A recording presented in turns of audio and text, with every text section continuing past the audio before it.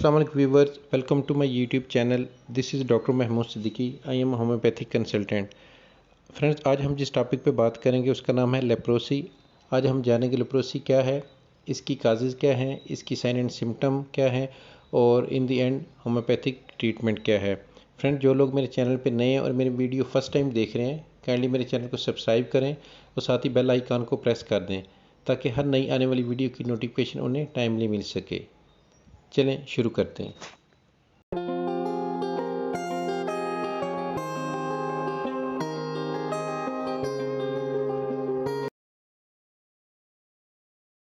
Friends, सबसे पहले हम बात कर लेते हैं what is leprosy. Leprosy is a chronic infectious disease. It is also known as a Hansen disease. It is discovered in 1873 by a scientist whose name was Hansen. That's why it is also called Hansen disease. Friends, अभी हम leprosy की causes पे बात कर लेते हैं। Leprosy is caused by A bacteria which is called Mycobacterium leprae.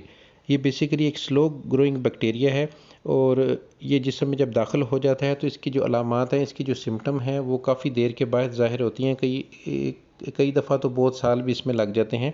तो इस चीज़ को इंक्यूबेशन पीरियड कहते हैं। यानी कि इंक्यूबेशन पीरियड वो होता है जब बैक्टीरिया वायरस आपके जिस्म में जब दाखिल हो जाता है और जब वो अंदर से डैमेज करना शुरू कर देता है, अपना जो तबाही वाला काम है वो करना शुरू कर देता है। लेकिन उसकी जो अलामात हैं, जो सिम्टम हैं, वो काफ़ी अरसे बाद ज़ाहिर होती हैं। जो जब तक सिम्टम ज़ाहिर नहीं होती और बैक्टीरिया या वायरस आपके जिस्म में दाखिल हो जाता है, इस पीरियड को इंक्यूबेशन पीरियड कहते हैं।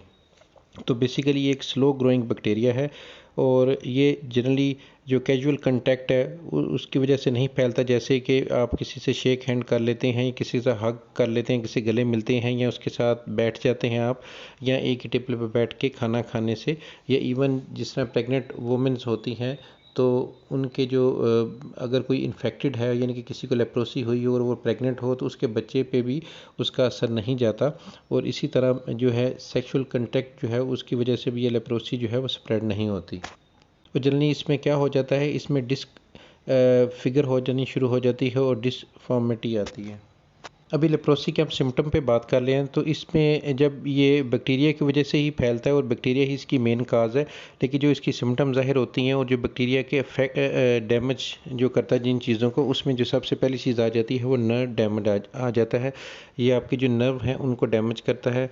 उसके बाद आप में के हाथ और पाँव में बहुत ज़्यादा नमनेस यानी कि सुनपन का जो है वो एहसास रहता है। इसके अलावा जो आपकी जो नेज़ल म्यूकोसा है यानी कि जो आपकी नाक की हड्डी है और उसके अंदर जो म्यूकस मेम्ब्रेन है उसकी लाइनिंग यानी कि अंदर वाली जो इसकी लेयर है उसको वो डैमेज करना शुरू कर देता है म्यूकस मेम्ब्रेन को। सम टाइम ये जो नाक की हड्डी है ये और ऊपर जो इसका गोश्त है ये सारा डैमेज हो जाता है और डी शेप हो जाता है, इसमें डिसफिगर कर देता है और इसमें सम टाइम डिसफॉर्मिटी भी आ जाती है।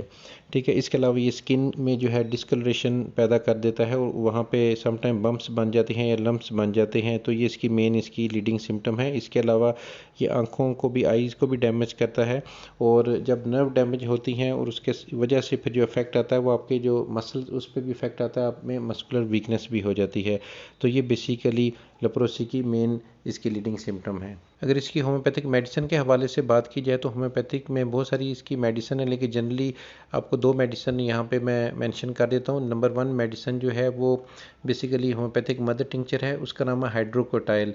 ये किसी भी अच्छी ब्रांड का आप ले लें और जो पेशेंट है जिसको लेप्रोसी हुई है और इन्फेक्टेड है उसको इसके 10 ड्रॉप्स आपने TDS दे देने हैं। इनके दिन में 3 दफ़ा देने हैं और आधा कप पानी लेके उसमें 10 कतरे सुबह, 10 कतरे दोपहर और 10 कतरे शाम, ये 3 टाइम इस्तेमाल करवाना है। इसके अलावा एक डाइल्यूशन में मेडिसिन है जिसका नाम है मर्कसाल, ये 30 पोटेंसी में ले लेनी है और इसके 5 ड्रॉप्स दिन में 3 दफ़ा लेने हैं। 5 ml वाटर में भी ऐड करके ले सकते हैं और डायरेक्टली ऑन टंग भी ले सकते हैं। तो ये दोनों मेडिसिन लेके स्टार्ट कर दें और ये थोड़ी सी लॉन्ग ट्रीटमेंट है क्योंकि डिज़ीज़ इस किस्म की है इतनी जल्दी ये जाती नहीं, तो इसको थोड़ा सा लॉन्ग ट्रीटमेंट इसकी करनी पड़ती है।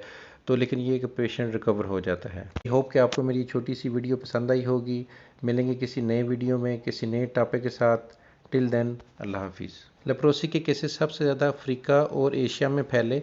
अभी आलमोस्ट लेप्रोसी जो है वो अपनी एंड फेज़ पे है, आलमोस्ट ख़त्म हो चुकी है, लेकिन अभी भी ऑफ एंड ऑन जो है इसके कोई ना कोई केसेस आते हैं। एक सर्वे के मुताबिक अमेरिका में हर साल अभी भी 100 के केसेस जो है वो लेप्रोसी के रिपोर्ट होते हैं।